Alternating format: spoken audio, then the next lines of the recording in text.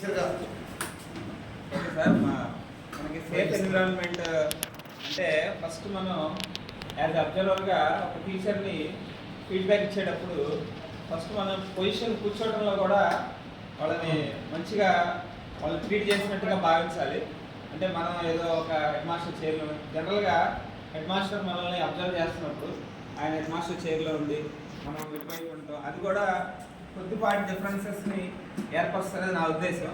కాబట్టి యాజ్ అబ్జర్వర్గా ఉన్నప్పుడు టీచర్కి ఫీడ్బ్యాక్ ఇస్తున్నప్పుడు ఇద్దరు ఈ పొజిషన్లో ఈ విధంగానే ఎదురెదురుగా ఉండి ఒక సంభాషణలో కూడా ఏదైనా చిన్న టీ ఆఫర్ చేయడం, ఆ టీ ఆఫర్ చేసి టీ తాగుతూ సరదాగా ఆ కాన్వర్జేషన్ అలా కూడా ఉండి, అలాగే టీచర్ రాగానే ఒక షేక్ హ్యాండ్ తోటి సార్ రండి మనం చిన్న 2 నిమిషాలు మాట్లాడుకుందాం అని చెప్పి ఒక షేక్ హ్యాండ్ తోటి వాళ్ళని వాళ్ళు అప్రోచ్ అవ్వటం అలా స్టార్ట్ చేసి చాలా బాగుంది సార్, ఈరోజు మీ క్లాస్లో మీ అపీరెన్స్ కూడా అంటే మీ డ్రెస్సింగ్ సెన్స్ కూడా చాలా ఎక్సలెంట్గా ఉంది, అది నేను చాలా టీచర్స్ని గమనించలేదు, మీ ద్వారా ఈ విషయాన్ని కూడా నేను మిగతా వాళ్ళకు చెప్పదలుచుకున్నాను, చాలా ఎక్సలెంట్గా ఉంది సార్ అని అలా స్టార్ట్ చేస్తూ నిదానికి సబ్జెక్ట్లోకి వెళ్తే బాగుంటుందని నాకు.